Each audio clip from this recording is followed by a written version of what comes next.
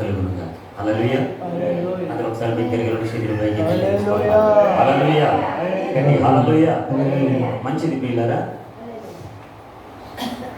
దేవుడు నాకు ఇచ్చినటువంటి మంచి అవకాశం బట్టి దేవుడికి ఎంతగానో కృతజ్ఞతలు ఉన్నాను. ఆయన నామాన్ని సమర్పిస్తూ ఉన్నాను. దేవునికి స్తోత్రాలు.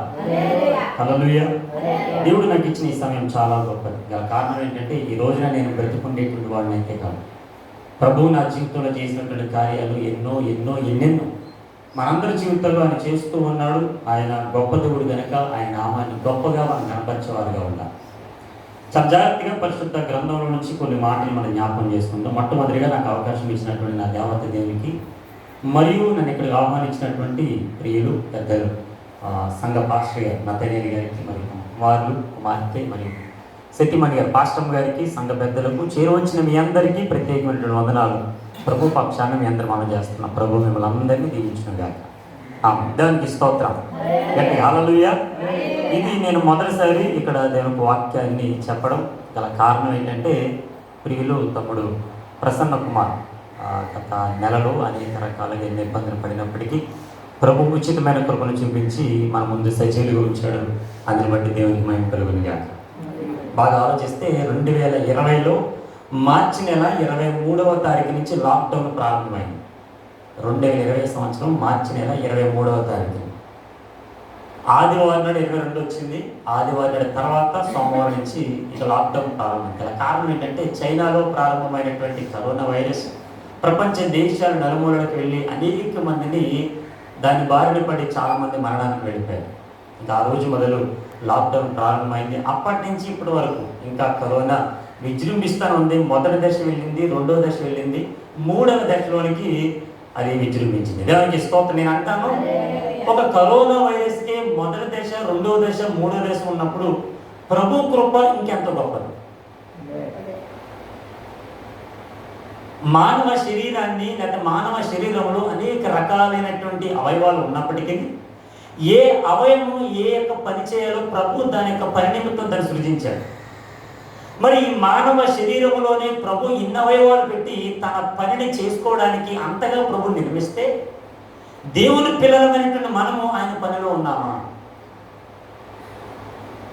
దేవుని యొక్క స్వరూప్యములో నిర్మితమైనటువంటి మనము, దేవుని స్వహస్తాలతో నిర్మించబడినటువంటి మనము ఆయన పనిలో నిమగ్నత కలిగి ఉన్నామా? ఆయన పనిలో శ్రద్ధ కలిగి ఉన్నామా? ఆయన పనిలో ఆయన చెప్పినట్టుగా మనం చేయగలుగుతున్నాం.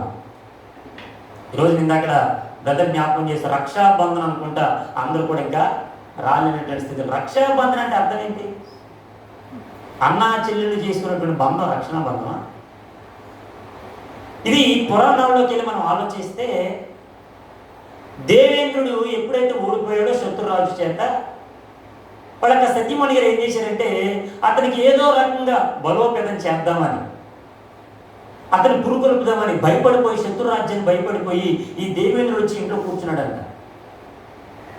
కూర్చున్న సమయాల్లో చాలా భయభ్రాంతులు అయిపోయినప్పటికీ ఏమి చేయాలో తోచక అలా ఉండిపోతే, తమ సతీమణి గారు ఏం చేశారంటే, మనకు తెలిసినటువంటి వాళ్ళు ఉన్నారుగా, వాళ్ళని మొక్కుకొని ఒక చిన్న దారం వంటి తీసుకెళ్ళి అతని చేతికి కట్టింది. అతను వెంటనే వెళ్ళి వాళ్ళతో యుద్ధం చేసి గెలిచి తనకు రాజ్యాన్ని గెలుచుకున్నాడు అని పురాణాల్లో ఉంది. అంటే ఒక భార్య తన భర్తను కాపాడుకోవడానికి కట్టినటువంటి అప్పటి కాలంలో అది పురాణాలు జరిగినటువంటి బంధం. ఇప్పుడు రాను రాను ఏమైందంటే అది అన్నాచెల్లెలి బంధంగా మారిపోయింది. నేను అంటాను, ఒక స్త్రీ తన భర్తను కాపాడుకోవడానికి, తన భర్త విజయాన్ని చూసుకోవడానికి అంతగా ప్రాధాన్యపడి తన కుటుంబాన్ని సంరక్షించుకుందంటే, మన ప్రభు మనకి ఇచ్చినటువంటి బంధం ఇంకెంతో గొప్పదో. ఆ బంధం ఈనాటి ఆనాటి బంధం కాదు. ఎవరు కూడా తీర్చలేనటువంటి బంధం, గొప్ప బంధం. నా యేసుక్రీస్తు ప్రభుల ద్వారా మన దేవుడు మనకిచ్చిన బంధం. దేవునికి స్తోత్రం. ఏంటి ఆ బంధం అడిగితే, యోహాను సువార్త 3:16 దేవుడు లోకమును ఎంతో ప్రేమించును కాగా తన అతిథి కుమారునిగా పుట్టువాని విశ్వాసం ఉంచేవాడు నశింపక నిత్య జీవం పొందినట్లు ఆయనను మన కొరకు అనుగ్రహించెను. ఇప్పుడు నువ్వు నేను ఈ లోకములోనికి రాకమునిపే, తల్లి గర్భంలో రూపింపబడక మునిపే, ఇరిమియా గ్రంథం 1:5 నేను నిన్ను రూపింపక మునిపే, అయ్యా నువ్వు నన్ను చూడక మునిపే, నేను ఈ లోకంలోనికి ఉద్భవించక మునిపే నువ్వు నన్ను ఎరిగినావు, నువ్వు నన్ను పట్టుకున్నావు. మరి ఆ బంధం గొప్పదా అని అడిగితే ఈ రోజున అనేక రకరకాల బంధాలు ఏర్పడతా ఉన్నాయి. దేవునికి స్తోత్రం. గట్టిగా హల్లెలూయా. కొన్ని బంధాల గురించి పరిశుద్ధ గ్రంథం నుంచి మనం మాట్లాడదాం. మరి రక్షణ బంధం అంటే ఏంటి? మరి ఎవరైనా మనకు రక్షణ ఇచ్చారా? మరి ఎవరైనా మనకు ఆ రక్షణ ప్రసాదిస్తే ఆ రక్షణ ప్రసాదింపబడినటువంటి లేదా పొందుకున్నటువంటి మనం ఆ బంధంలో కొనసాగుతున్నావా, లేదంటే మనం వదిలేసి వెళ్ళిపోతున్నావా? భార్యాభర్తలు అంటే అర్థం ఏంటి? భార్యాభర్తల మధ్య ఉన్నటువంటి బంధం ఏంటి? అన్నా చెల్లెల మధ్య ఉన్నటువంటి బంధం ఏంటి? అక్క తమ్ముల మధ్య ఉండేటువంటి బంధం ఏంటి? అనేక రకరకాల బంధాలు మనం చూస్తూ ఉన్నాం. భార్యాభర్తల బంధం అంటే నా ప్రభు ఆదిలోనే ఆ తోటలో దేవాది దేవుడు నిర్మించినటువంటి ఆ నిర్మాణకుడైన ఆ దేవుడు ఆ ఆదాముకి తన ప్రక్కట ఎముకల నుంచి ఒక ఎముకని తీసి దాన్ని స్త్రీగా నిర్మించి ఆదాము దగ్గర తీసుకురాగానే ఆదాము చెప్పిన మాట, నీవు నా ఎముకవి, నువ్వు నా మాంసంలో నుంచి తీయబడ్డావు, నువ్వు నా దానివి, నాది, నా సొంతం. ఆదాము గారికి ఎలా తెలియబడింది? ఆదాము ఎలా అర్థం చేసుకున్నాడు అంటే నా దేవుడు నాలో నుంచి తీశాడు అని, ఇది నాది, నా సొంతం. ఎవరు కూడా నా దగ్గర నుంచి తీసివేయడానికి there is no chance, అవకాశం అనేది లేదు. మరి ఆదాములో నుంచి తీసినటువంటి ఎముకలు స్త్రీనిగా నిర్మిస్తే ఆ ఆదాము నా భార్య అంటే, మరి ఆదాము ఎలా సృష్టించబడ్డాడు? ఆదామును సృష్టించింది ఎవరు? మరి ఆ శాస్త్రాలతో నిర్మించిన దేవుడికి హక్కు లేదా? అంతగా నా దేవత దేవుడు తన స్వస్థాన్ని నిర్మించి నువ్వు నా వాడివి అని నా దేవుడు మనందరినీ పిలుస్తూ ఉంటుంటే మనమేమన్నామంటే, నేను నీ వాడిని కాదు, నేను నువ్వు పిలిచిన చోటికి రాలేను, నీ ప్రార్థన సన్నిధానంలో నేను ఉండలేను, నీ ఆరాధనకి నేను రాలేను అని చాలా రకాలుగా ఎక్కడెక్కడో ఉంటున్నారు చాలా మంది. దేవునికి స్తోత్రాలు. ఈ రోజున ఆదివారం అని తెలుసు, పునరుద్ధాన దినం అని తెలుసు, దేవుని ఆరాధించవలసినటువంటి సమయం అని తెలుసు, దేవునికి ఇవ్వాల్సినటువంటి విలువ ఇవ్వాలని తెలుసు, కానీ ఇవ్వలేని వారిగా చాలా మంది బయట బ్రతుకుతూ ఉన్నారు కదా. కారణం ఆత్మీయ స్థితిని కోల్పోయారు. ఇందాక ప్రసన్న కుమార్ ప్రార్థన చేసినప్పుడు విన్నారు లేదు? ప్రభువా, చాలా మంది నీటితో బాప్తీసం తీసుకున్నారు కానీ అగ్నిలోను పరిశుద్ధాత్మను బాప్తీసం అనేది తీసుకోలేదు ప్రభువా. అటువంటి ఆ నడిపింపులోనికి మమ్మల్ని నడిపించండి. ఆ నడిపింపు మనకు రావాలి. ఆ నడిపింపులోనికి రావాలంటే నువ్వు ఏ రీతిగా రక్షణ పొందో, రక్షణ భాగ్యాన్ని ఎవరు ప్రసాదించారు? మరి ఎవరైనా రక్షణ పొందాన్ని పొందుకున్నారా? ఒకవేళ వారు పొందుకుంటే ఈ రోజున మనం పొందుకున్నప్పుడు మనం ఇంకా బ్రతకాలి, ఇంకా నడవాలి, ఇంకా ప్రభువులో ఉండాలి అని కొద్ది నిమిషాలు ప్రభు యొక్క లేఖనం నుంచి మనం జ్ఞాపకం చేసుకుందాం. చదవండి, ఎఫెసీ పత్రిక 4వ అధ్యాయము 1వ వచనం నుంచి కొన్ని వచనం మనం చదువుకుందాం. ఎఫెసీ పత్రిక 4వ అధ్యాయము 1 నుండి కొన్ని వచనాలు. కాబట్టి మీరు సమాధానమును బంధము చేత ఆత్మ కలిగించు ఐక్యమును కాపాడుకున్నట్టు యందు శ్రద్ధ కలిగిన వారై ప్రేమతో ఒకరికొకరు సహించుచు. చాలు, నేను చదువుతున్నాను, చాలా జాగ్రత్తగా విందాం. కాబట్టి మీరు సమాధానమును బంధము చేత ఆత్మ కలిగించు ఐక్యమును కాపాడుకున్నట్టు యందు శ్రద్ధ కలిగిన వారై ప్రేమతో ఒకరికొకడు సహించుచు. అపోస్తుడైన పౌలు ఎఫెసీ సంఘానికి ఈ లేఖ రాస్తూ ఉన్నాడు. ఈ లేఖ రాయడం గల కారణం ఏంటంటే, అపోస్తుల కార్యాల గ్రంథంలో డాక్టర్ లూకా గారు రాసినటువంటి ఆ గ్రంథంలో అపోస్తులైన పౌలు తన శిష్యులు కలిసి ఒక ప్రాంతాన్ని దర్శించడానికి వెళ్ళారు. ఏంటి ఆ ప్రాంతం అంటే ఎఫెసీ పట్టణం. దేవునికి స్తోత్రం. ఈ ఎఫెసీ పట్టణాన్ని దర్శించడానికి వెళ్ళినప్పుడు ఆ ఎఫెసీలో ఒక విగ్రహం ఉంది. ఆ విగ్రహం కింద ఒక చిన్న బోర్డు రాయబడి ఉంది. ఏంటి ఆ బోర్డు అంటే, దాని మీద రాయబడిన మాట ఏంటంటే, తెలియబడని దేవత, తెలియబడని దేవుడు. ఈ తెలియబడినటువంటి దానిని అక్కడ రాయబడగానే ఈ యొక్క అపోస్తలుడైన పౌలు దాన్ని చదివి ఎంతో రొమ్ము గుద్దుకొని మాట్లాడుతున్నాడు. ఇక్కడ ఉన్నటువంటి వారందరూ కూడా తెలియబడని దేవతను, దేవుడిని ఆరాధిస్తున్నారు. ఎఫెసీ పట్టణము అర్థమే దేవుని పూజించగల పట్టణం. ఎఫెసీ పట్టణం ఎవరు పూజిస్తుంది? అర్థమే దేవుని పూజించదగినటువంటి పట్టణం. ఈ ఎఫెసీ పట్టణం అంతా అనేక రకాల విగ్రహారాధనకు లోబడినటువంటి పట్టణం.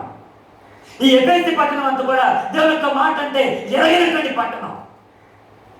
ఈ అపోస్తలుడైన పౌలు ఆ పట్టణానికి వెళ్ళి దాని గురించి ఎంతో వ్యాఖ్యలు పడి ఎంతో మొరపెట్టి, అయ్యో ఆ పట్టణం ప్రజల మధ్య దేవుని యొక్క సువార్తను ప్రకటించాలనే ఆలోచనతో ఆ పట్టణానికి వెళ్ళాడు. దేవునికి స్తోత్రం. హల్లెలూయా. మొదటిగా సువార్త ప్రకటించాడు, మళ్ళీ లెటర్ రాస్తున్నాడు. అందులో ఉన్నటువంటి వారందరికీ, రక్షించబడినటువంటి వారికి, సంరక్షించబడినటువంటి వారికి, దేవుని యొక్క మాట అర్థమైనటువంటి వారికి, దేవుని చేత ఎన్నుకోబడినటువంటి వారికి ఆయన మాట్లాడుతున్న మాట.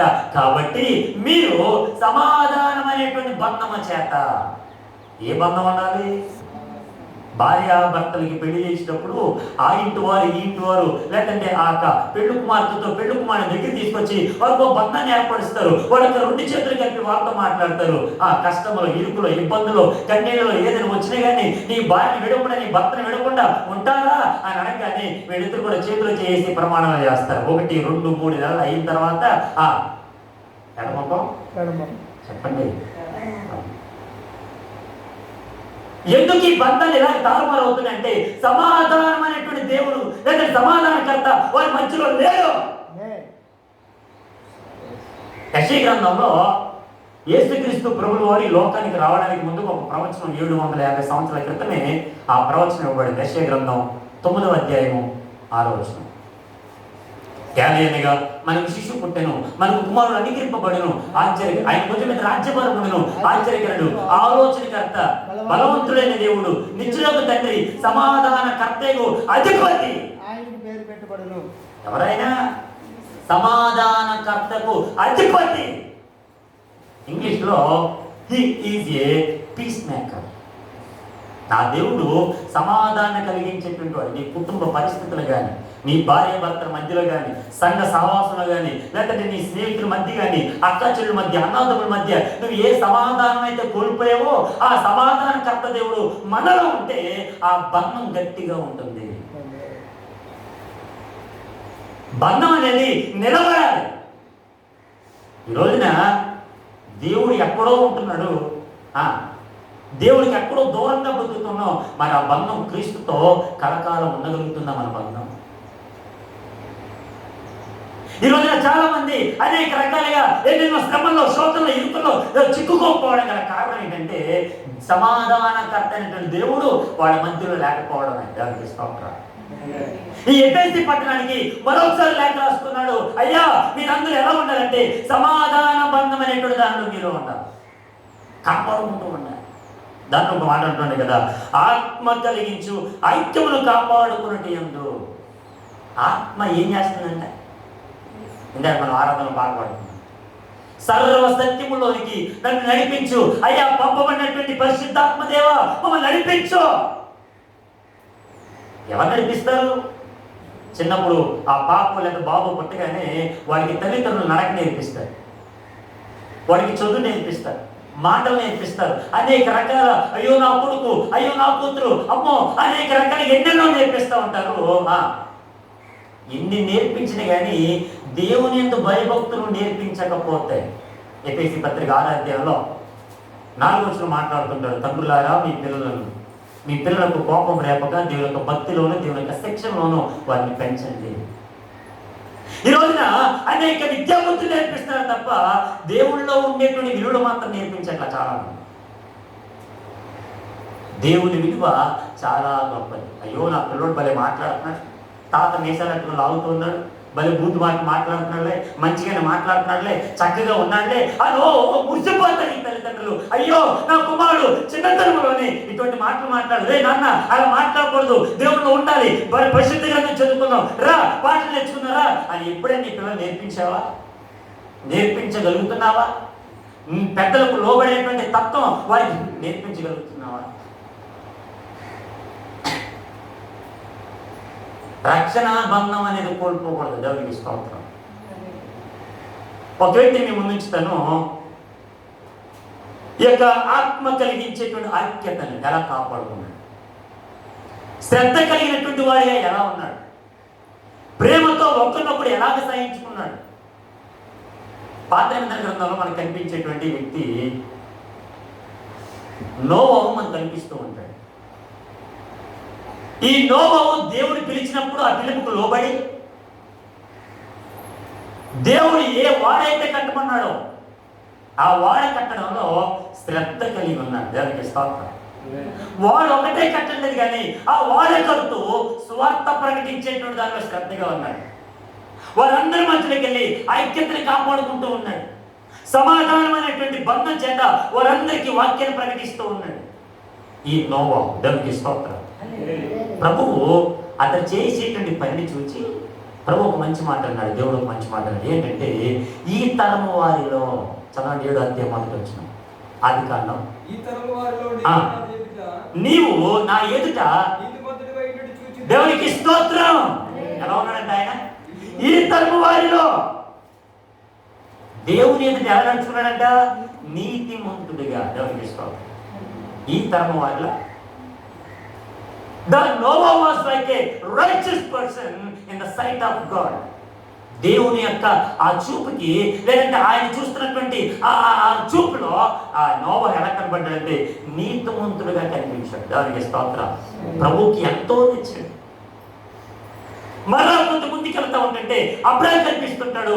అబ్రాహాము దేవుడు పిలిచినటువంటి మాటకు లోబడ్డాడు. వాళ్ళందరూ వదిలిపెట్టాడు, వెళ్ళిపోతా ఉన్నాడు. ప్రభు అతనికి రక్షణ ప్రసాదించాడు. అనుకున్నటువంటి అంతా కూడా వదులుకున్నాడు. నోవా ఏమో దేవుని యొక్క దృష్టిలో నీతిమంతుడిగా కనిపిస్తే అబ్రాహాము నా దేవుని దృష్టిలో ఎంతో గొప్పవాడుగా కనిపించాడు. అందుకే విశ్వాసులకు తండ్రిగా మార్చబడ్డాడు. ఎన్నెన్నో గొప్ప కార్యాలు నా జీవితంలో చేస్తున్నాడు. మరి దేవుడి దృష్టికి మనం ఎలా ఉన్నాం? కీర్తన గ్రంథం 33వ కీర్తన 13వ వచనంలో యెహోవా ఆకాశం నుండి కనిపెడుచున్నాడు, ఆయన నరులందరినీ దృష్టించుచున్నాడు. సామెతల గ్రంథం 15వ అధ్యాయం 3వ వచనంలో యెహోవా కన్నులు ప్రతి స్థలం మీద ఉన్నాయి, అవి చెడ్డవారిని మంచివారిని చూస్తున్నాయి.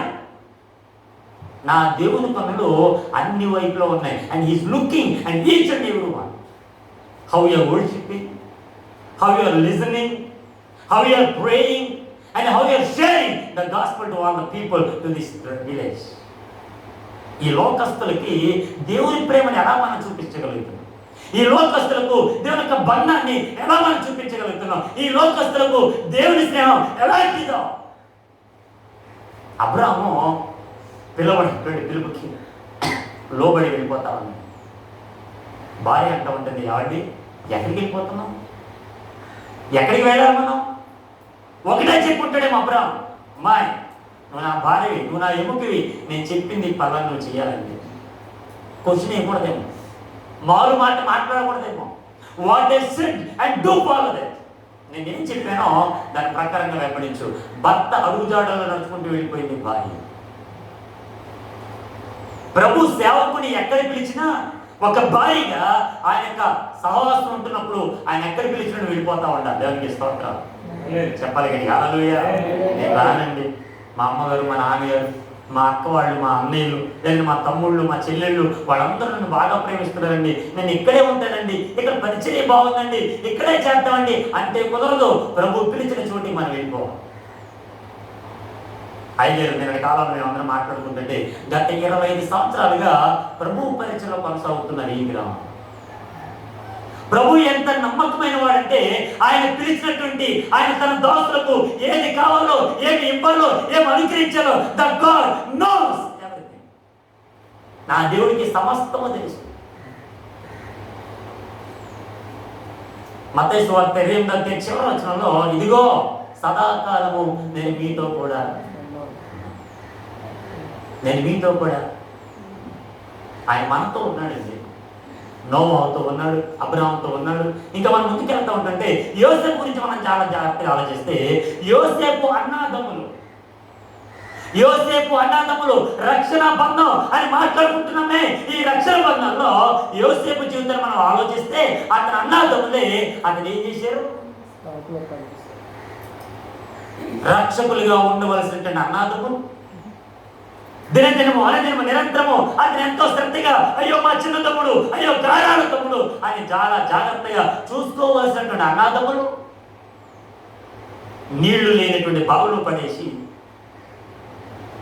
అగ్నించి కన్నీళ్ళు వస్తూ ఉంటుంటే, ఐగుప్తులు వస్తూ ఉంటుంటే వాళ్ళందరికీ కూడా ఏం చేశాడంటే పెద్దోడు ఏం చేశాడు? పైకి తీసి అతను వాళ్ళు కంపెనీ చేశాడు. ఒక అన్నగా నీ కింద పడినటువంటి నీ అన్న చెల్లి కానీ అక్క తమ్ముడు కానీ ఎవరైతే ఉన్నారో వాళ్ళని భక్తిలో పెంచేటువంటి విధానం ఉండాలి. పెద్దదానిగా పెద్దవాడిగా నువ్వే త్రావ తప్పిపోతే నీకున్నటువంటి తల్లిదండ్రులు కానీ లేకపోతే నీకున్నటువంటి కింద వాళ్ళు కానీ ఎవరైనా సరే అయ్యో వాడే పెద్దవాడు ఎలా అయిపోయాడండి. అందుకే మనం సామెత ఉంటుంది, ఇంటి పెద్దవాడు లేకపోతే ఎద్దు తలకి తెచ్చుకుని పెట్టుకోమన్నారు. ఇంటి పెద్దవాడు అయ్యో పెద్దవాడు లేకపోతే మాకు ఎద్దు తలకి తీసుకొచ్చి పెట్టండి. కారణం ఏంటి? దాంట్లోనే చూసి బుద్ధి తెచ్చుకుంటారేమో. మన ఇంటి పెద్ద మన యేసు, ఆయన ఒక్కడే గొప్పవాడు. ఒక మాట చెప్పమంటారా, మన యేసు మనం ఆరాధిస్తున్న యేసు మనకు అన్న. యేసు ఎవరు? మనకు అన్నయ్య. ఆయన మనకి అనేక రకాలుగా ఎన్నో విధాలుగా సహాయం చేస్తున్నాడు. యోసేపు ఏడుస్తూ ఉన్నాడు, యోసేపు బాధపడుతున్నాడు, యోసేపు కన్నీరు కాస్తున్నాడు, యోసేపు కాళ్ళు పట్టుకున్నాడేమో, అన్నయ్య నన్ను ఏం చేయకండిరా, అన్నయ్య నీ మాట తింటాను, నీ మీద ఇప్పుడు చాడని చెప్పండిరా, నన్ను వదిలేకరా అని ఎంతో బ్రతిమలాడుతున్నాడేమో. కానీ అన్నదమ్ములు కరిగరండి. రక్షాబంధన్ అంటానే చెల్లెళ్ళు వచ్చి అన్నిటికి రాఖీ కట్టి ఆ దగ్గర నుంచి గిఫ్ట్లు తీసుకొని, లేదంటే అమ్మ చెల్లెమ్మ నీకు రక్షణ కొంటాను కొన్ని ఉన్నారా? ఇప్పుడు ఒక్కలేదు ఉన్నారా? రక్షాబంధం అంటే ఆ ఒక్క రోజు లేదంటే ఆ ఒక్క పూటో ఆ తాడు కట్టేసి వదిలించుకునేది కాదు. బంధం అంటే పుట్టిన కాడి నుంచి చనిపోయేంత వరకు ఆ బంధంలో కొనసాగుతూ ఉండాలి. ఆ ప్రభు అంతగా మనకు రక్షణ కల్పించాడు. నువ్వు తల్లి గర్భంలో రూపింపబడకమునిపే నిన్ను ఎదిగాను అని ఎరిమేతో మాట్లాడిన దేవుడు అతను మరణించేంత వరకు, అతను ఈ లోకానికి వచ్చి సువార్త ప్రకటించేంత వరకు అతనికి తోడుగానే ఉన్నాడు. అప్పుడు తోడుగా ఉన్నాడు, ఇప్పుడు అదే దేవుడు మనకు తోడుగా ఉన్నాడు. ఆయన నిన్న నేడు ఏకరీతిగా ఉన్న దేవుడు. దేవునికి స్తోత్రం. yesterday, today and tomorrow and he is alive. నా దేవుడు సజీవుడు. జాగ్రత్తగా మన ముందుకు వెళ్ళిపోదాం. చదువుని చూద్దాం. అపోస్తుల కార్యాల గ్రంథం, అపోస్తుల కార్యాల గ్రంథం కొన్ని మాటలు మనం చాలా జాగ్రత్తగా పరిశుద్ధ గ్రంథం నుంచి జ్ఞాపకం చేసుకుందాం. అపోస్తుల కార్యాల గ్రంథం 8వ అధ్యాయం 26వ వచనం నుంచి జ్ఞాపకం చేసుకుందాం.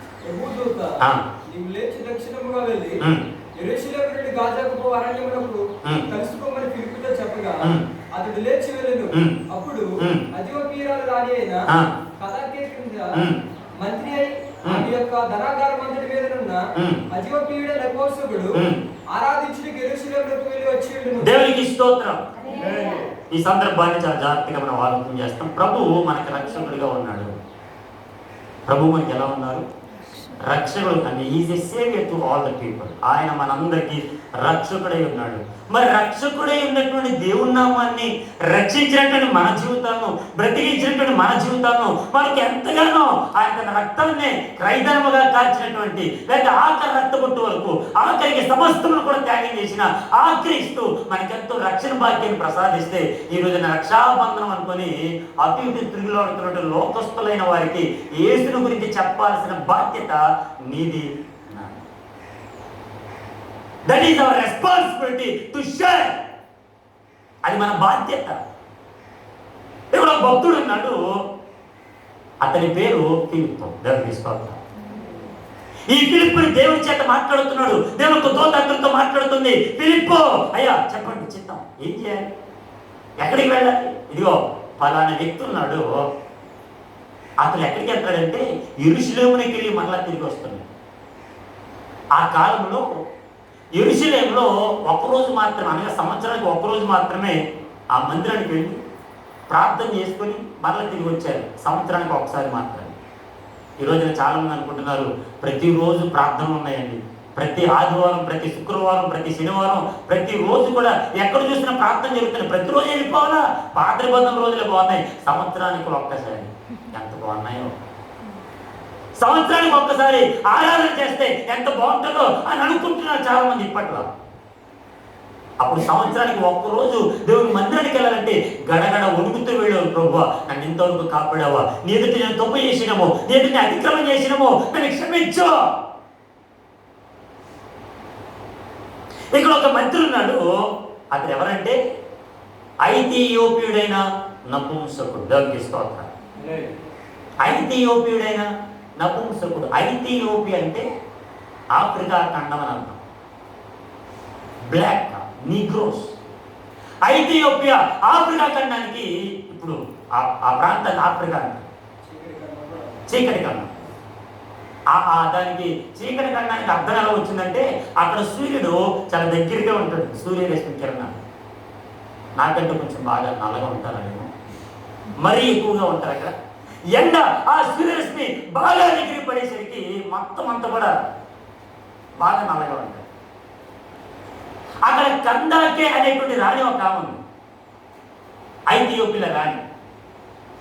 ఈ కందాకే కింద ఇతను ఎలా ఉన్నాడంటే ధనాగారం అంతటి మీద ఒక మంత్రిగా పనిచేస్తా ఉన్నాడు. ఈ మంత్రిగా పనిచేసేటువంటి ఇతనికి ఒక పరిశుద్ధ గ్రంథం ఇవ్వబడింది, ధర్మశాస్త్ర గ్రంథం. ధర్మశాస్త్ర గ్రంథం అనగా పాత నిబంధన అంట. ఈ ధర్మశాస్త్ర గ్రంథంలో ఒక అధ్యాయం చదువుతున్నాడు, ఒక పుస్తకం తీసుకున్నాడు. ఆ పుస్తకంలో ఒక అధ్యాయం అతను ఆకర్షించింది. దేవునికి స్తోత్రం.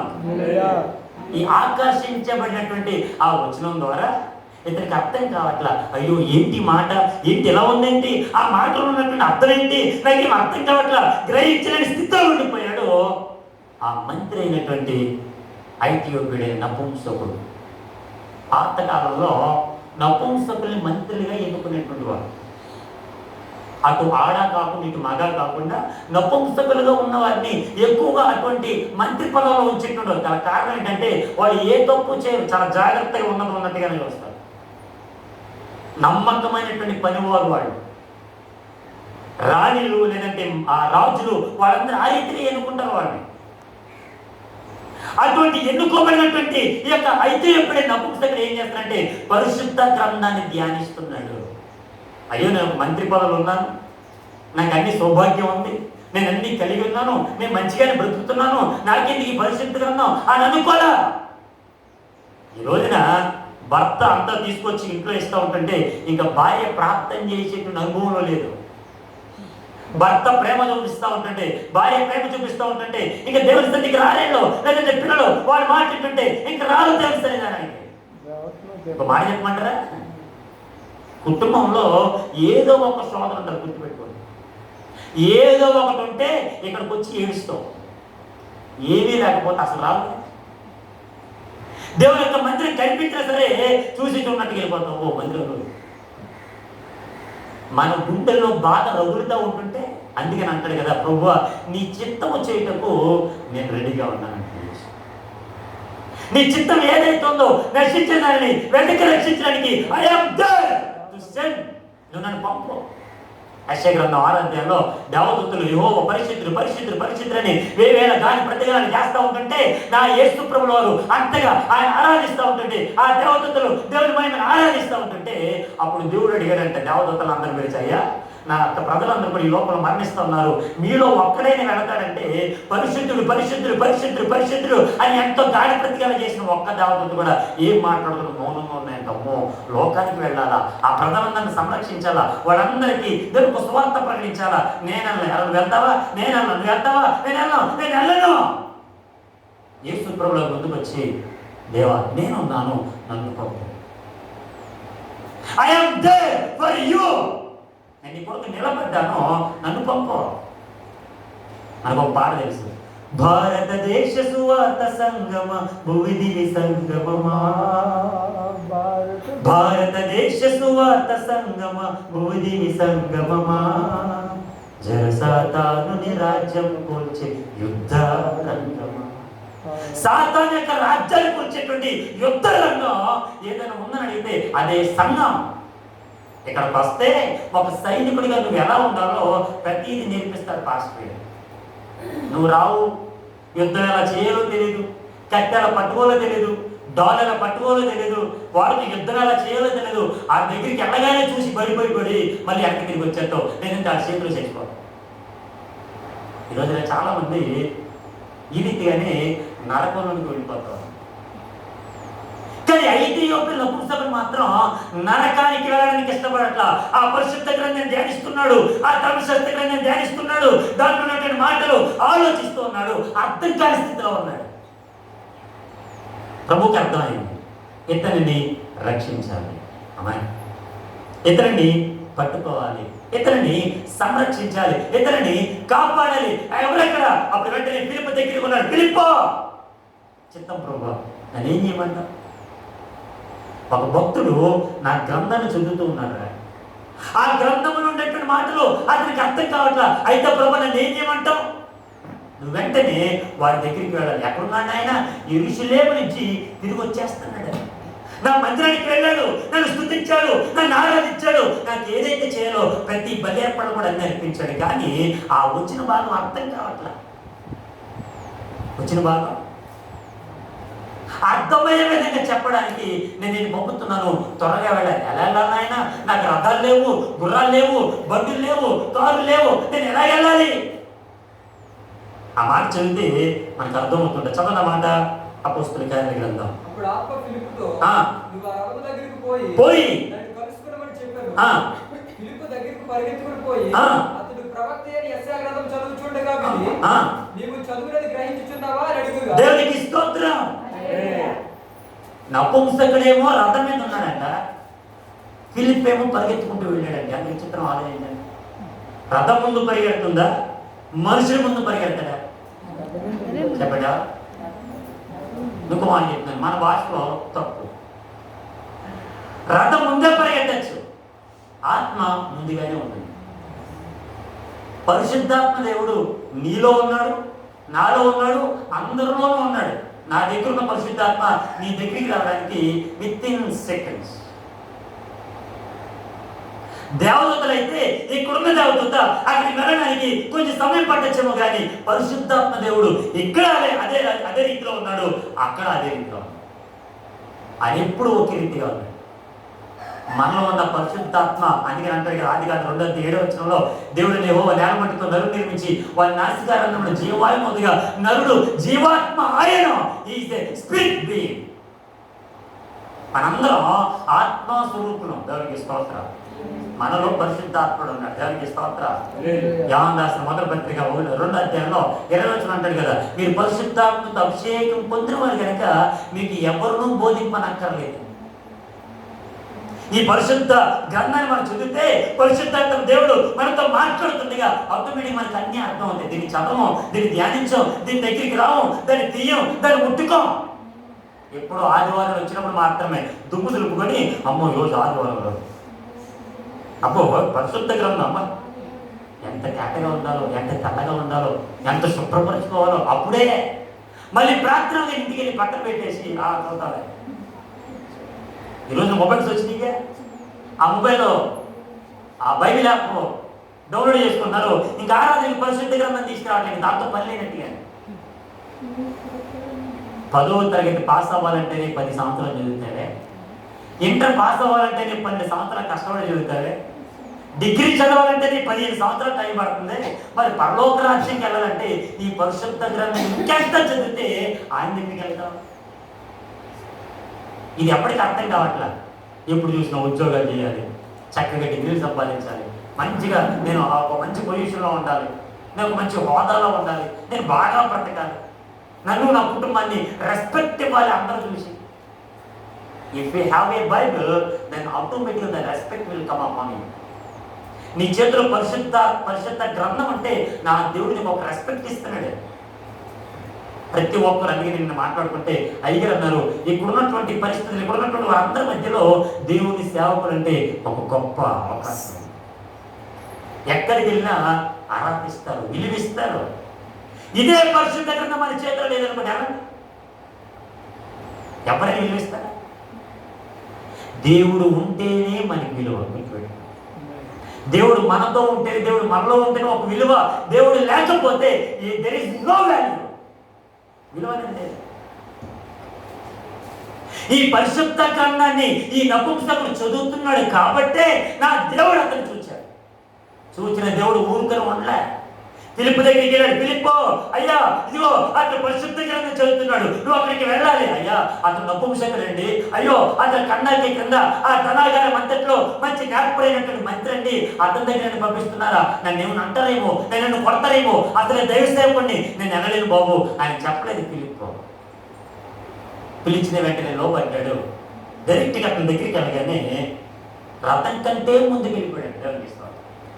రథం కంటే రథం కంటే స్పీడ్గా వెళ్ళిపోయాడంట. ఎంత స్పీడ్ నాకు వెళ్ళిపోయాడు. ఆ రథం కంటే స్పీడ్గా వెళ్ళిపోయి ఆ రథం మీద కూర్చొని మాట్లాడుతున్నాడంట, అయ్యా నువ్వు చదువుతున్నది గ్రహించుచున్నావా? ఈరోజు నువ్వు దేవుని సన్నిధికి వచ్చావు, ఎందుకు వచ్చావో గ్రహించుచున్నావా? ఎక్కడికి వెళ్ళాలని వచ్చావో గ్రహించుచున్నావా? ఎవరి కోసం వచ్చావో గ్రహించుచున్నావా? దేనికి ఆరాధిస్తున్నావో గ్రహించుచున్నావా? ఈ గ్రహింపు లేకపోతే ఇప్పుడు చదువుకోవడానికి పంపిస్తున్నారండి పిల్లల్ని.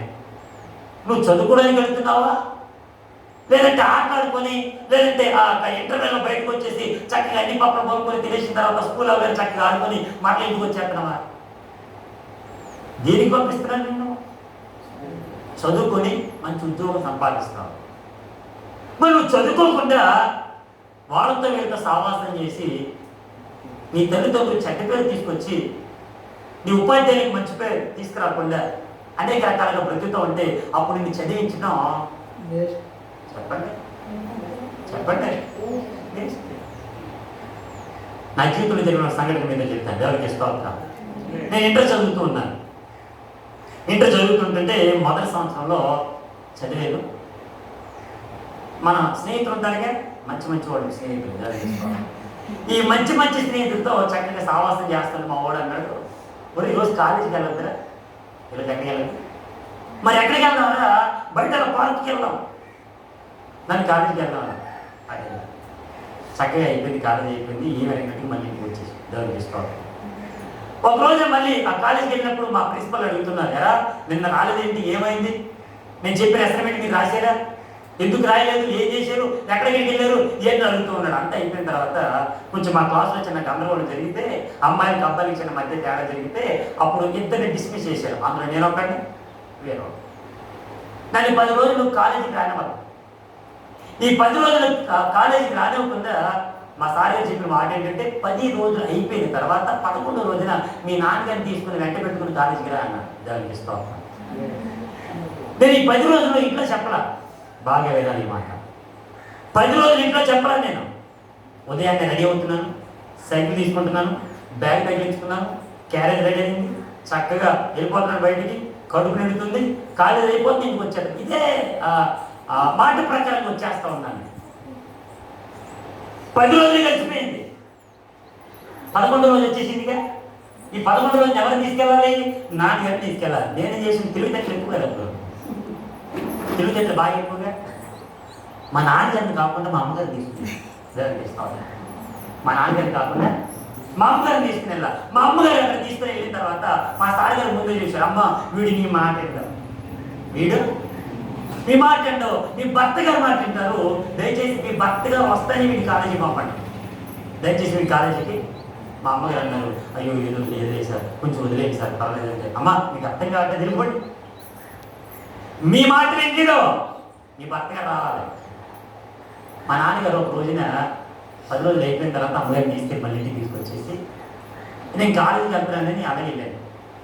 తీరా నేను కాలేజీకి వెళ్ళాను, రానే ఉంటాయి కాబట్టి మా నాన్నగారు నన్ను గమనిస్తూ గ్రహించుకుంటూ వెనకాల వచ్చాను. నేను కాలేజీకి వెళ్ళకుండా నా స్నేహితులు ఇంటికి వెళ్ళిపోయాను. స్నేహితులు ఇంటికి వెళ్ళిపోయి అక్కడంతా కూడా మొత్తం ఉదయం నుంచి సాయంత్రం వరకు చక్కగా గడిపి, చక్కగా సావాసం చేసి, వాళ్ళు పెట్టిన బిర్యానీ తిని, బూరెలు తిని, గారెలు తిని అన్నీ చక్కగా తినేసి ఇంటికి వచ్చేస్తున్నాను. నేను ఇంటికి వచ్చేసిన తర్వాత మా నాన్నగారు కాలేజీకి వెళ్ళారంటే అది నాకు తెలియదు, గమనించండి కదా. మా నాన్నగారు కాలేజీకి వెళ్తే ఆ కాలేజీకి వెళ్ళిన తర్వాత వీళ్ళందరూ మాట్లాడారంటే, మా సార్ ప్రిన్సిపల్ అందరూ మాట్లాడారు, ఎవరిని ఇలా జరిగింది, మీ బాబు ఇలా 10 రోజుల నుంచి రావట్లేదు, మేము డిస్మిస్ చేసాము, మరి ఇంట్లో తెలిసారు అయితే తెలియదండి. అంతా తెలుసుకున్నారు. ఇంటికి వచ్చిన తర్వాత నేను బాగా మరి కాలేజీ కదా, ఫస్ట్ ఇయర్ కదా, అంత బాగా చదివేసి ఇంటికి వెళ్ళిపోయినట్టు, అమ్మా అన్నబెడు ఏం వెంటనే వెళ్ళిపోయి అన్నబెట్టం అంటే, మా నాన్న లోన్ ఉంది, అమ్మవాడు వచ్చాడా? వచ్చాడు. ఏం చేస్తున్నాడు? అన్నం తింటున్నాడు. కరెక్ట్గా అప్పుడే పెట్టారు ప్లేట్లు, బాగా విన్నారు, చక్కగా పెట్టారు, మాంసం కూడా చక్కగా వేడిగా ఉన్న, అంత బాగా త్వరగా తినేసిరమ్మని బయటికి అని. దేనికైనా అడిగితే నీకు అనవసరం, వాటి రమ్మని బయటికి. నాకు అర్థమైపోయింది సిచ్యువేషన్, ఏం జరుగుతుందో, ఏం జరగబోతుందో, ఏం జరగాలో అప్పుడే లోన కిచెన్ రూమ్లో ఉండి ఆలోచిస్తున్నాను. అన్నం తినాలా వద్దా, తిన్నా తర్వాత కొట్టించుకున్నా, తినక ముందు కొట్టించుకున్నా, ఏం చేస్తే బాగుంటుంది. అప్పుడు అన్నం తింటే బాగోదు వద్దాను కానీ అన్నం తినట్టు యాక్షన్ చేసి ఒక హాఫ్ అన్ అవర్ అక్కడే ఉన్నాను. ఏం తినరా బాబు, నేనేం తిన్నా. అన్నం తిరుగుడు అలాగే ఉంది. ఆ ప్లేట్ అలా పక్కన పెట్టేశాను. అయిపోయిందా అన్నం, ఇంకెంతసేపు తింటావు అని మా నాన్న అడిగానే అయిపోయింది అన్న. బయటికి రా అన్న. వచ్చాం. డ్రెస్ ఇప్పే అన్నాను. ఏమి ఇప్పే చెప్పండి, ఏమి ఇప్పే? డ్రెస్ ఇప్పే అన్నారు. మొత్తం ఇప్పేసాం. చిన్న చిన్న ప్యాంట్ ఉన్నది, మరి అంత కాదు. దేవునికి స్తోత్రం. ఉండేసరికి మా నాన్నగారు తీసుకున్నారండి ఇలాంటి తోలు బెల్ట్. ఇలాంటి తోలు బెల్ట్తో కొట్టేసరికి ఈ రింగ్ ఇక్కడ దిగిపోయింది. ఆ బెడ్రూమ్ అంతా కూడా మొత్తం బ్లడ్. అంత కొట్టేసి అలిసిపోయి నాన్నగారు ఎక్కడ బయటకు వెళ్ళిన తర్వాత మా అమ్మ నా దగ్గరికి వచ్చి మాట్లాడతాం, ఎందుకురా నాన్నగారి చేత కొట్టించుకుంటావు, ఏం చేసావు కాలేజీలో, మీ నాన్నగారు ఇలా కొట్టడం గల కారణం ఏంటి? అంత అయిపోయింది. అమ్మ మాట్లాడింది, నేనేం మాట్లాడలేదు. అలాగే డబ్బులు అలాగే పడిపోయాను. డబ్బులు బాగా దగ్గర అలాగే పడిపోయి ఉన్నాను. మా అమ్మగారు తీసుకొచ్చి అక్కడ కొడుకుపెట్టారు. అన్నం లేదు, ఏమీ లేదు, అలాగే ఉంది. మా నాన్నగారు సాయంత్రం 7 గంటలకు మళ్ళీ తిరిగి వచ్చిన తర్వాత వాడు అన్నం తిన్నాడా, వాడికి వేడి నీళ్ళు కాపడం పెట్టావా, వాడిని జాగ్రత్తగా చూసుకున్నావా? అప్పుడు అమ్మ నాన్న కలిసి కూర్చొని మాట్లాడుకుంటున్నారంట, నా గురించి చేడుస్తున్నారంట, ఎందుకు ఇలా చేశాడు కాలేజీలో. నేను ఎందుకు ఈ మాటలు మీద చెప్తున్నానంటే, నువ్వు దేవుడి సన్నిధికి ఎందుకు వస్తున్నావో గ్రహిస్తున్నావా? నా దేవుడు నీకు ఎందుకు రక్షణ ఇచ్చాడో గ్రహిస్తున్నావా? నా దేవుడు నిన్ను ఎలాగ కాపాడుతున్నాడు గ్రహింపు లేకపోతే ఆ దేవుడు ఇచ్చిన ఆయుష్ ఆయన మరలా తీసుకుంటాడు. He is a authority to take anything back. ఆయన ఇచ్చిన ఆయువు మరలా తీసుకోవడానికి ఆయనకు మాత్రమే అర్హత ఉంది. నీకు నాకు ఎటువంటి అర్హత లేదు. నువ్వు నేను ఆఫ్టర్ దేవుడు ఉంది.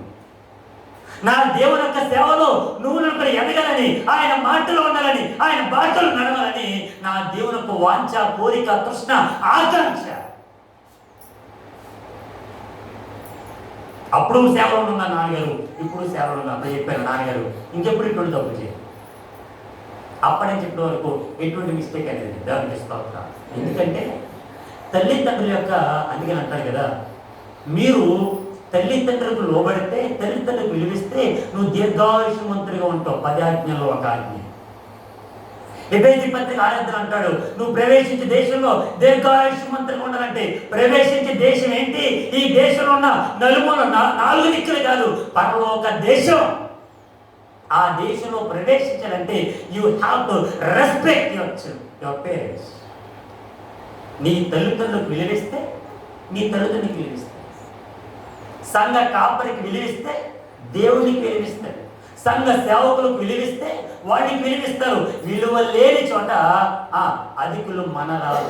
ఎంత సామెత? విలువ లేని చోట ఎవడోడరు. మనకి ఎంత దగ్గర వాళ్ళైనా అక్కడ విలువ లేదనుకోండి, మ్రొక్కై వంగనిది ఉంటుందా? ఉంటుంది. నన్ను పుట్టే ముందు మా నాన్నకి ఇదే అన్నారు, వీడు మ్రొక్కైనే వంగట్లేదు, నీకు మ్రోనైన తర్వాత వంగుతాడా? నా ప్రభు ఆయన శిక్షణిస్తూ ఉన్నాడు. నపుంసకుడైనటువంటి అతీయోపడిన వాడు చదువుతూ ఉండగా ఈ ఫిలిప్పు దగ్గరికి వెళ్ళగానే ఫిలిప్పు మాట్లాడుతున్నాడు, ఫిలిప్పు వెళ్ళక్కడికి. అయ్యా దేనికి? వాడు గ్రహించట్లేకపోతున్నాడు. ఆ వాక్య సందర్భం ఏంటో, ఎందుకు ఆ వాక్యం రాయబడిందో, ఆ వాక్యంలో ఉన్న విశ్లేషణ ఏంటో అర్థం కాని స్థితిలో ఉన్నాడు. నువ్వు వెళ్ళాలి, వాడికి చెప్పాలి. వెంటనే దైవసేవకుడు ఆ రథం ఎక్కగానే ఆ మాట్లాడుతున్నటువంటి మాట నపుంసకుడితో, అయ్యా నువ్వు చదువుతున్నది గ్రహించుచున్నావా?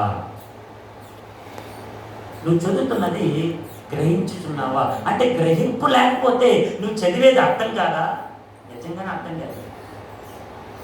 గ్రహింపు లేకపోతే నీ సంసారం అర్థం కాదా?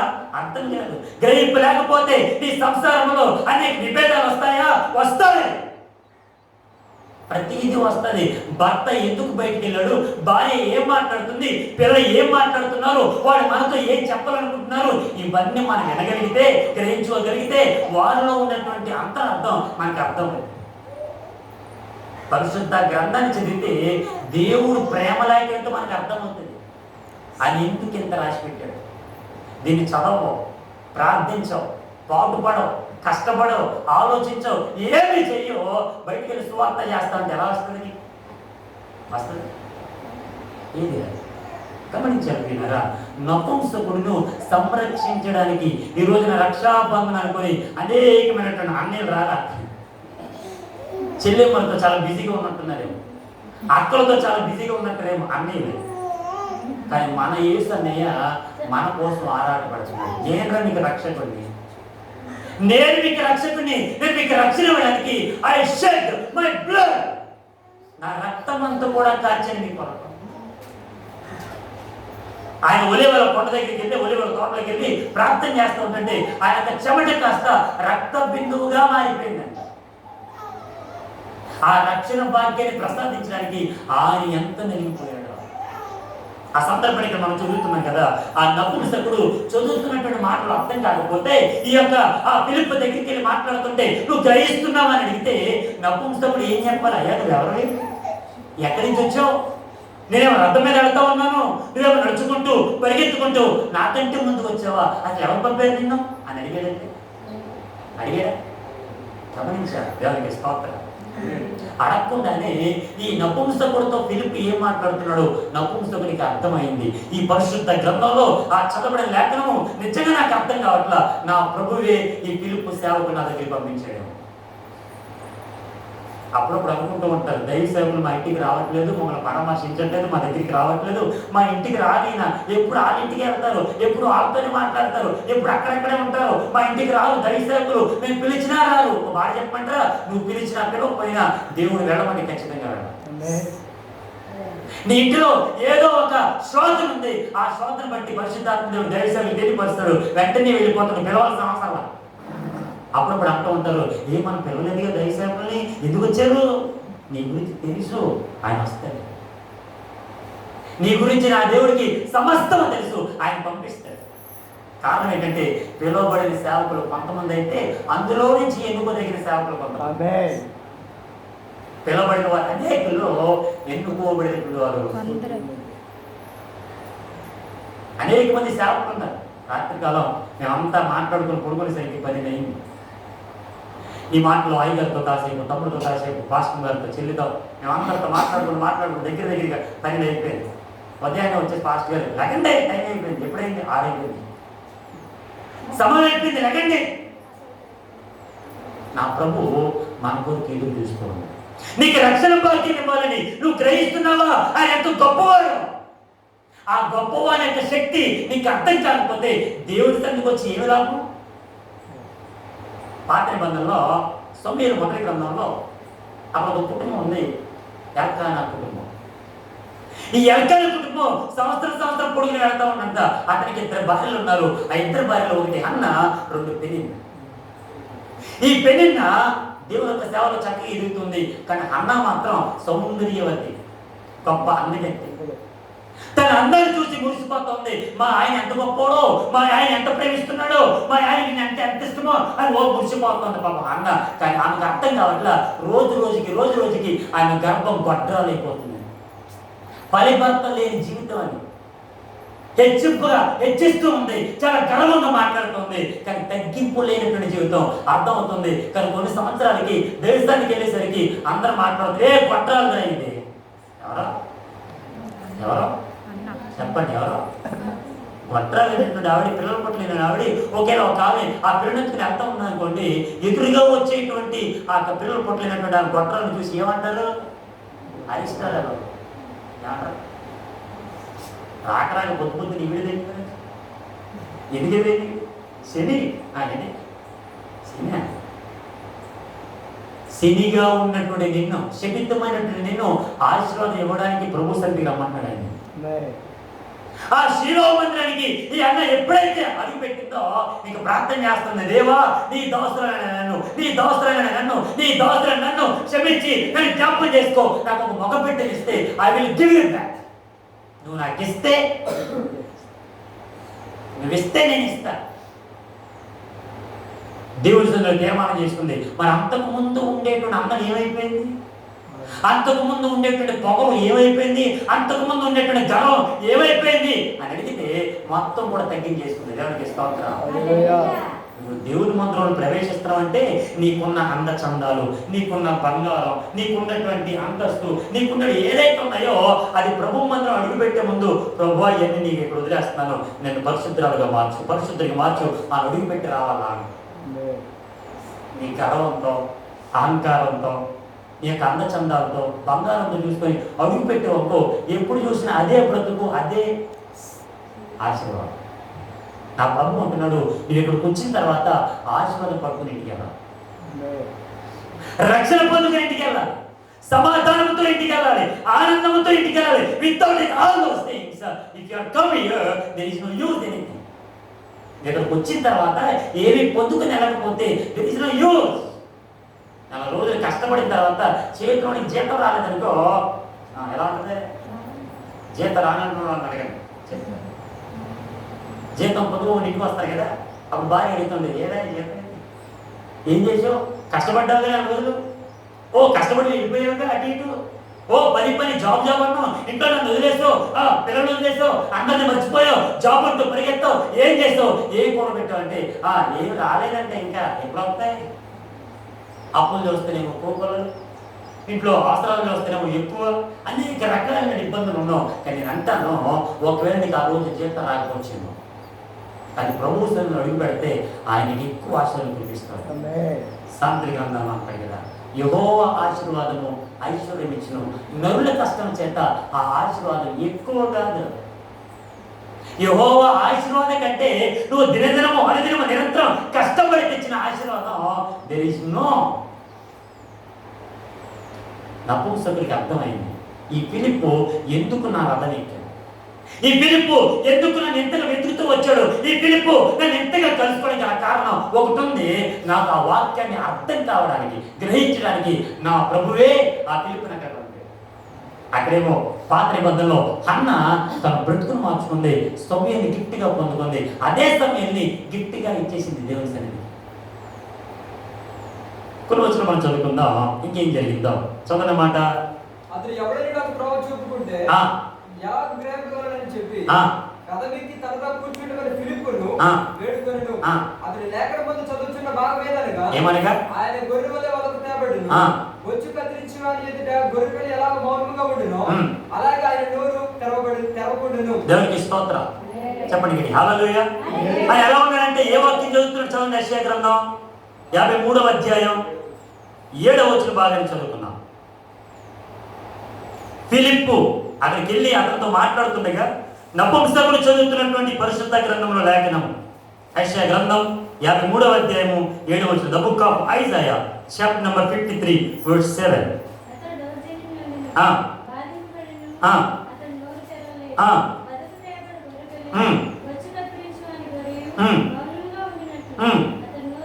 దేవునికి స్తోత్రం. ఈ ప్రవచనము యేసుక్రీస్తు ప్రభువులో సిలువేయబడుతూ ఉండగా, ఆయన శిలువకు మేకులు కొడుతూ ఉండగా, ఆయన తలపైన ముడగిరెట్టు పెడతా ఉండగా, ఆయన యొక్క కోడలతో కొడుతూ ఉండగా ఆయన ఎలాగైతే మౌనిగా ఉండిపోయాడో ఆ లేఖనం చదువుతున్నాడంట ఈ యొక్క నపుంసకుడు. నపుంసకుడు చదువుతూ ఉంటుంటే నపుంసకుడికి అర్థం కాని విషయం ఏంటంటే అసలు ఈ మౌనిగా ఉండేటువంటి గొర్రె పిల్ల ఎవరు? Who is the sheep and it seems to be like a silent. అంతగా వదకు తేబడినటువంటి గొర్రె పిల్లగా బొచ్చి కత్తిరిస్తున్నటువంటి ఆ గొర్రె పిల్ల ఎలాగైతే మౌనంగా ఉండిపోయిందో అలా మౌనంగా ఉండిపోయింది ఎవరు? ఎందుకలా ఉండిపోయాడు? అసలు ఆయన ఎవరు? ఆ వాక్యం అంత చిక్కట్ల మనోడికి. దానికి స్తోత్రం. అప్పుడు ఆ మాట మాట్లాడుతుంటే అపోస్తల కార్య గ్రంథంలో ఇప్పుడు చదువుకున్న మాట. అప్పుడు నపుంసకుడు ప్రవక్త ఎవరు గూర్చి ఇలాగ చెప్పుచున్నాడు, నన్ను గూర్చియా వేరొకరు గూర్చియా దయచేసి మాకు తెలుపుమని ఫిలిప్పును అడిగాను. అందుకు ఫిలిప్పు నోరు తెరిచి ఆ లేఖనం అనుసరించి అతనికి యేసుని గూర్చిన సువార్త ప్రకటించి. దేవునికి స్తోత్రం. దేవుని చేతులు పైకి దేవుని స్తోత్రం చెప్తాం. హల్లెలూయా. సువార్తను ప్రకటింపవా, సునాదము వినిపింపవా, సువార్తను ప్రకటించాడంట. ఎవరు ఎవరండి? అపోస్తుడైనటువంటి గమనించాలి. ఈ ఫిలిప్పు ఆ నపుంసకుడికి సువార్త ప్రకటించాడు. ఏ సువార్త? యేసును గూర్చినటువంటి సువార్త.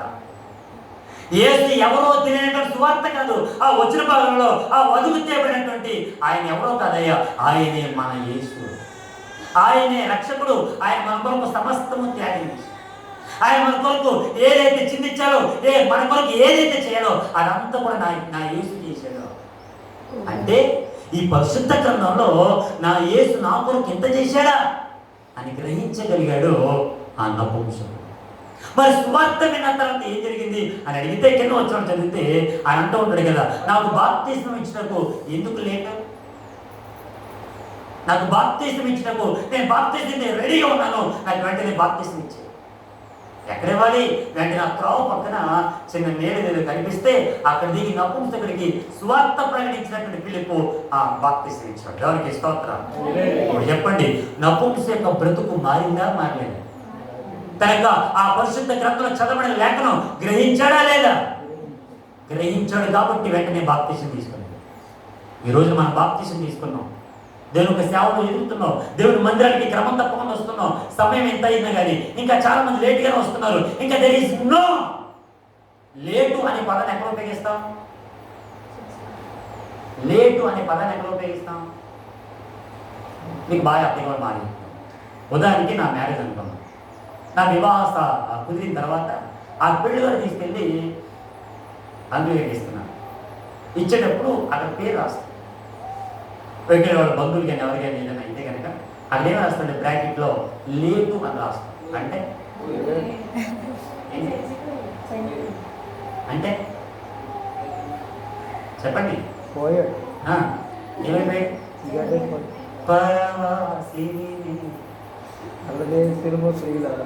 పక్కన లేట్ ఎందుకు రాస్తారంటే దెర్ ఈస్ నో అది లేదు. లేదు కాబట్టి లేటు అంటే దేవుని సందరానికి, దేవుని యొక్క మందిరానికి లేటుగా వస్తున్నాం అంటే ఆత్మీయ జీవితం లేదు. భౌతిక జీవితంతో వచ్చేస్తాం చక్కగా. అబ్బో డ్రెస్ బాగుంది, అర్థం దగ్గర ఉంటే చెప్పాలి, అర్థం దగ్గర ఉంటే రెడీ అయ్యే విధానం ఉంటుందండి. ఇంకో మాట చెప్తాను, ఈరోజు నాకు అర్థం లేదండి, అర్థం లేదు నాకు ఊరికే నువ్వు గురించి చక్కగా. ఆడవాళ్ళు అర్థం దగ్గర ఉంటే ఇంకా రెడీ అయిన తర్వాత వెళ్దామా కొంచెం బాగానట్టు మళ్ళీ ఎవరు ఎలిజబెత్ రాణి తెలుసుగా మీకు? ఎలిజబెత్ రాణి ఇంగ్లాండ్ దేశాన్ని పరిపాలించేటువంటి రాణి. ఎలిజబెత్ రాణి రెడీ అవ్వడానికి ఇంచుమించు 7 గంటల టైం తీసుకుంటారు. ఇంచుమించు చెప్పండి ఎన్ని గంటల? 7 గంటల సమయం తీసుకుంటారు రెడీ అవ్వడానికి. మరి దేవుని మందిరం రావడానికి ఎంత సమయం తీసుకుంటున్నావు? దేవుని యొక్క మందిరంలో నువ్వు ప్రవేశించడానికి ఎంత సమయం పడుతుంది? దేవునికి ఇవ్వాల్సిన విలువ నువ్వు ఎంత ఇస్తున్నావు? భర్తకి విలువ ఉంది, భార్యకి విలువ ఉంది. ఒక భార్య చెప్పమంటారా? మన అప్పుడప్పుడు జెండా వందడానికి గుండు సూది ఉంటుంది చూసారు? ఆ గుండు సూది కింద పడినా సరే తీసుకొని మరి దుడుపుకుంటే గుండె సూదికైనా విలువ ఉంది, కానీ ఈ గుండెకి ఇచ్చినటువంటి దేవుడికి మాత్రం విలువ లేదు. రూపాయికైనా విలువ ఉంది, కానీ దేవుడికి మాత్రం చెప్పండి, దేవుడికి మాత్రం. ఈ నపుంసకుడు ఆ పరిశుద్ధ గ్రంథంలో చదువుతున్నటువంటి లేఖన భాగానికి విలువిచ్చాడు. ప్రభుకి అర్థమైంది ఇతడు ఈ వాక్యాన్ని కింద విలువిస్తున్న మాట చెప్పంటారా? ఆ నపుంసకుడు తను చదువుతున్నాడంట 10 సార్లు 20 సార్లు చదువుతున్న అర్థం కావట్లా. ఎప్పుడైతే ఆ వాక్యాన్ని చదవడానికి ఎంతైతే సమయాన్ని కేటాయించాడో నా దేవుడికి అర్థమైపోయింది, ఇతని ఆత్మకు నేను విలువ ఇవ్వాలి. వెంటనే రథం కంటే ముందుకు వెళ్ళిపోయి మాట చెప్పంటారా? ఆత్మ ఎక్కడ నరకానికి వెళ్ళిపోతుందేమో, ఆ యెరూషలేము నుంచి దాటి ఎక్కడ ఐథియోపియా దేశానికి వెళ్ళిపోతాడేమో, అక్కడికి వెళ్ళక ముందే ఇతను బాప్తిసం తీసుకోవాలి. ఎవరికి స్తోత్రం. హల్లెలూయా, గట్టిగా హల్లెలూయా. గమనించాలి పిల్లరా, లేటు అనే పదాన్ని ఎప్పుడు మనం వాడకూడదు. ప్రభువు సన్నిధిలో అస్సలు వాడకూడదు. సజాగ్రత్తగా వినాలి పిల్లరా. ప్రభు మనకు మాట్లాడుతున్నాడు. రక్షాబంధన అనేది అన్నా చెల్లెలు చేసినటువంటి బంధం కాదు, కానీ మన యేసుక్రీస్తు ప్రభుల వారు 2000 సంవత్సరాల క్రితమే మనకు రక్షణ బంధాన్ని ఇచ్చాడు. ఆ బంధాన్ని కాపాడుకోగలిగితే ప్రతిరోజు దినదినం అనుదినం రోజు కాపాడతాడు ఆయన. రక్షాబంధనాన్ని కానీ కట్టించేసుకుంటారు కదా రాయితీలు. 1 రోజు 2 రోజులు 6 రోజులు ఉంటాయి. తర్వాత ఏం చేస్తావు చెప్పండి? అంటే దాంతో బంధం పోయింది కదా, ఇప్పుడు పోతుంది పోయినట్టే. అంటే ఒక రోజులు కట్టిని ఉంచుకుంటే బంధం ఉన్నట్ట, అంటే అది పీకేస్తే బంధం లేనట్ట. గమనించారు పిల్లరా, మన ప్రభువు తన కుమారుడు యేసుక్రీస్తు ప్రభువుతో మన బంధాన్ని ఏర్పరిచాడు. ఈ బంధం ఎప్పుడూ మనతోనే ఉండాలి. ఆయన అంటాడు కదా, సదాకాలం నేను మీతో ఉన్నాను. ఆయన మనతో ఉన్నాడు, కానీ మనవ ఆయనతో లేవు. ఆయన మనతోనే ఉన్నాడు, మన గురించి ఆలోచిస్తున్నాడు, మన గురించి పట్టించుకున్నాడు, మన గురించి ఎన్నో కలగొస్తున్నాడు, పరలోక రాజ్యానికి తీసుకెళ్లాలని. అందుకే యోహాను సువార్త 14:6 యేసు నేనే మార్గం, నేనే సత్యం, నేనే జీవం, I am the way, the truth and the life. నేనే అని చెప్తున్నాడంటే ఆయన దగ్గరికి వెళితే నిన్ను కూడా తీసుకెళ్తాడు. నువ్వు ఆయన దగ్గరికి రావుగా. అప్పుడప్పుడు సంఘంలో ఏదైనా చిన్న మీటింగ్ జరిగినప్పుడు, ఎక్కడ మీటింగ్ జరుగుతుంటే పాస్ట్కి అనౌన్స్మెంట్ చేస్తారమ్మా, పలానా మీటింగ్ ఈరోజు మనం వెళ్తున్నాం, ఎవరైనా వస్తున్నారా నాతో పాటు అని అడిగినప్పుడు కొంతమంది వరకు చేస్తాను, మరి కొంతమంది ఆచరణ. అంటే ఎందుకు మాట అంటే యేసు ఎప్పుడు వస్తాడో తెలియదు, కానీ మనం సిద్ధపడితే వెంటనే తీసుకెళ్తాం. మత్తయి సువార్త 20 5 బుద్ధి గల కన్యకులు ఉన్నారు, 5 బుద్ధి లేని కన్యకులు ఉన్నారు. బుద్ధి లేని కన్యకుల వల్లే ఆ నూనెంతా అవగొట్టుకుని బయటికి వెళ్ళి కొట్లు ఉన్నాయిగా, షాపులు ఉన్నాయిగా, తొలుగు ధరలే ఇస్తారులే, పరిశుద్ధంగా రాకపోయినా పర్లేదులే, ప్రభు మందిరానికి వెళ్ళిపోదాం, పాట రాకపోయినా పర్లేదులే, ఆరాధన చేయకపోయినా పర్లేదులే, ప్రార్థన చేయకపోయినా పర్లేదులే, మన ఇష్టం, తాగినా వెళ్ళిపోదాం అని ఎంతగానో త్రాగుబోతులు కూడా అనేక రకాలుగా ఉంటున్నారు. గమనించాలి, ఆ 5 బుద్ధి లేని కన్యకులు ఎక్కడైతే నూనె అయిపోయిందో ఆ నూనె కొనుక్కోడానికి బయటికి వెళ్ళారు. కానీ ఏ ఒక్కరు కూడా షాపు చెప్పాలి, ఏ ఒక్కరు కూడా షాపు అక్కడ ఓపెన్ చేయలేదు కదా. ఇక్కడ ప్రభు మళ్ళీ తిరిగి వచ్చిన తర్వాత ఆయన డోర్ క్లోజ్ చేశాడు, ఈయన ఓపెన్ చేయలేదు. అందుకే మనకు సామెత ఉంటుంది, దీపం ఉండగానే ఇల్లు చక్కలేదు, ప్రాణం ఉండగానే ప్రభువు దొరికించాడు. యేసు ఉన్నప్పుడే, మనం బ్రతుకున్నప్పుడే ఎంతైతే ఆరాధించాలో అంతగా ఆరాధించు. ప్రాణం పోయినా సరే వదిలిపెట్టదు దేవుడు. మా నాన్నగారు మా ఒకటి నేర్పించారు, చచ్చిపోయినా బ్రతికినా క్రీస్తు కొరకు బ్రతికి. క్రీస్తు కొరకు బ్రతకలేనటువంటి బ్రతుకు నువ్వు ఇంటికి వచ్చినా నేను చంపేస్తా. క్రీస్తు కొరకు బ్రతకలేనటువంటి బ్రతుకు నువ్వు ఇంటికి వచ్చినా నేను చంపేస్తాను. ఇంకో మాట ఏంటంటే చిన్న సాక్ష్యం చెప్పి ముగించేస్తాను, నాకు సమయం అవుతుంది. 2010లో కోయంబత్తూరులో బైబిల్ కాలేజ్కి వెళ్ళాను. బైబిల్ కాలేజ్కి వెళ్ళిన తర్వాత నాతో పాటు ఒక సహోదరుడు వచ్చాడు. మీ ఇద్దరం కలిసి బాగానే ఉన్నాం. చాలా పెద్ద కాలేజ్, అదంతా తమిళ్, మలయాళం, ఇంగ్లీష్, కన్నడ, అనేక రకరకాల భాషలు. దగ్గరగా ఆంధ్ర, ఇండియా దేశం నుంచి 18 రాష్ట్రాల నుంచి వచ్చి చదువుకుంటున్నాను. ఆ కాలేజీలో అడిగిపెట్టాం, బాగానే కొనసాగుతుంది, అంత అయిపోయింది. మొదటి రోజు బాగానే జాయిన్ అయిపోయాం. రెండో రోజు వచ్చేసరికి నాతో పాటు వచ్చిన స్నేహితులు ఉన్నాడుగా, వాడు ఏమన్నాడంటే, ఒరే ఈ కాలేజీ బాగాలేదు, ఇక నేను ఉండలేను, వెళ్ళిపోదారా అని నన్ను కూడా తీసుకుని వెళ్ళిపోతున్నాను బయటికి. ఎప్పుడైతే నేను తీసుకుని వెళ్ళిపోతున్నాను ఒకటి అన్న, నేను రాగలనన్నా. నన్ను మా నాన్నగారు ఇక్కడ జాయిన్ చేశారు. మా నాన్నగారితో పాటు వేరే పాస్టర్ వచ్చారు, వాళ్ళ పేరు నిలబెట్టారు. వాళ్ళ పేరు కంటే దేవుడి పేరు చాలా ప్రాముఖ్యం, దేవుడి పేరు నిలబెట్టాలి, నేను రాను అని అంటే వాడు ఏం చేసి తెచ్చుకున్న బట్టలు, తెచ్చుకున్నటువంటి సూట్ కేసు అన్ని తీసుకొని పెట్టుకుని పారిపోయాడు. మా నాన్నగారు నాతో ఒకటే చెప్పారు, అక్కడికి వెళ్ళావు కాబట్టి చావు అయినా ఏమైనా ఆ బైబిల్ కోర్సెస్ కంప్లీట్ చేసి ఇంటికి రా. పారిపోయి వచ్చినట్టు కానీ నాకు తెలిస్తే, వినాలి మాట, పారిపోయి వచ్చినట్టుగా నాకు తెలిస్తే ఇంట్లోకి రావు కదా. నువ్వు ఎక్కడున్నావు కూడా మనకు తెలియను, నువ్వు ఏమైపోయావో కూడా మనకు తెలియను. ఎందుకంటే నేను కష్టపడి చదివించింది నువ్వు పారిపోయి వచ్చేస్తావని కాదు, దేవుని సేవలో నిలబడతావని, దేవుని కొరకు వాడబడతావని, దేవునిలోనే ఉంటావని. ఆ రోజు మొదలు చాలా ఎన్నో ఇబ్బందులు ఎదురైనాయి. నిన్న తమ్ముడు నేను మాట్లాడుకున్నాం, ఆయనకి ఏదైతే సందర్భాలు ఎదురైనాయి సేమ్ అదే ఇంచుమించు. 2010 నుంచి 14 వరకు కోయంబత్తూరు బైబిల్ కాలేజీలో చదువుకున్నాను. 2014 నుంచి 15లో నెల్లూరులో 1 సంవత్సరం పరిచయం చేశాను. 2015లో మళ్ళీ దేవరపట్నానికి వచ్చిన డిగ్రీ కంప్లీట్ చేశాను. ఎంసీఏ కంప్లీట్ అయింది. బీఈడి చేస్తా ఉన్నాను ప్రస్తుతం. దేవునికి స్తోత్రం. ఎందుకు ఈ విషయాన్ని చెప్తున్నానంటే నా ప్రభు నాకు చేసిన కార్యాలు చాలా గొప్పవి. 2017లో డిసెంబర్ 22వ తారీఖున సువార్త ప్రకటించడానికి, ఆ క్రిస్మస్ మీటింగ్లో వాక్యాన్ని అందించడానికి నేను మా బామ్మర్ది సంతోష్ మేమిద్దరం కలిసి బైక్ మీద వెళ్తా ఉంటుంటే ఒక పెద్ద గౌరవించి మమ్మల్ని గుద్దింది. ఆ 10 అడుగుల ఎత్తులో ఎగిరి కింద పడ్డాం. 2 కాళ్ళు ఇరిగిపోవాలి, స్పాట్లో డెడ్ అయిపోవాలి. ప్రభు ఆ రోజున సంరక్షించాడు. ఇప్పటికీ అనేక రకాల ఎన్నెన్నో శోధనలు ఎదురవుతున్నాయి. నా ప్రభు నన్ను ఇంకా సజ్జుడిగా ఉంచింది ఏంటంటే ఆయన సేవలో నన్ను వాడుకోవడానికి. ఎప్పుడు మరణిస్తానో నాకు తెలియదు. నాకు పెళ్ళి అయిన తర్వాత నా భార్యని ఎంతైతే ప్రేమిస్తానో, లేదంటే వారికి మేము ఎంత పరిచయంలో ఉంటామో, దేవుని యొక్క సేవలు ఎంతైతే ముందుకు కొనసాగుతామో, నా ప్రభు వచ్చేంత వరకు ఆయన సేవలో నమ్మకంగా ఉండాలని మా ఆలోచన. ఎక్కడికి వెళ్ళినా ఆయన మమ్మల్ని వాడుకుంటాడు. దేవునికి స్తోత్రం చెప్పండి. హల్లెలూయా. ఆయన మమ్మల్ని వాడుకుంటాడు. ఇంకో వాడు చెప్పంటారా, బంగారం, డబ్బు, ఆస్తి పాస్తి ఏమి మా దగ్గర there is no bank balance. మాకున్నది ఒకే ఒక్కడు, ఆయనే యేసు. ఆయనే యేసు. ఎందుకంటే చెప్పాను మీకు ముందు, పిలిచిన వాడు నమ్మదగిన వాడు. ఎక్కడికి వెళ్ళినా వాడుకుంటాడు.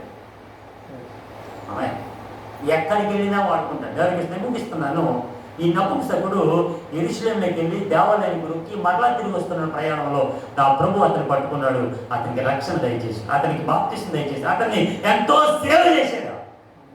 ఐథియోపియా దేశంలో మొట్టమొదటి సువార్తికుడు ఎవరైనా ఉన్నాడంటే ఈ నపుంసకుడు ఒక్కడే. ఆఫ్రికా ఖండంలో చీకటి చెప్పినట్టు ఆ ప్రాంతంలో మొట్టమొదటి సువార్తికుడు ఎవరైనా ఉన్నాడంటే ఈ నపుంసకుడు ఒక్కడే మొట్టమొదటి. దానికి స్తోత్రం. ప్రియదేవి బిడ్డలారా, ఈరోజు రక్షాబంధన అనేది అన్నా చెల్లి మధ్య జరిగేటువంటి బంధం కాదు. మనందరికీ తెలుసు, father's day, mother's day, lovers day, friendship day, అనేక రకాల డేలు మనం చేస్తున్నాం. ఆ డే కాదు ముఖ్యం, ద సండే ముఖ్యం. దేవుని ఆరాధన ముఖ్యం. దేవుని యొక్క చేతల్లో మనం ఎంతైతే ముందుకు కొనసాగలుగుతామో అంతగా మన ప్రభు మనకి అంత అవకాశం ఇచ్చాడు. ఆయన కొరకు చివరి వరకు బ్రతుకుదాం. ఊపిరి ఉన్నంత వరకు, మనలో జీవం ఉన్నంత వరకు, ఆయన వచ్చేంత వరకు, ఆయన రాకలు వచ్చేంత వరకు దేవుని యొక్క సేవలు మన ముందుకు కొనసాగాలని నా ప్రభు కోరుతున్నాడు. ప్రభు మాటలు మన ఇంట్లో ఫలింప చేయను గాక. చిన్న ప్రార్థన చేసుకుందాం. మోకరించండి. చిన్న ప్రార్థన చేసుకుందాం. ప్రభు నాతో మాతో అందరితో మీరు మాట్లాడి ఏమిచ్చి నీ రుణాలు తీర్చగలవు. చిన్న ప్రార్థన. రక్షాబంధం అనేది అన్నాదు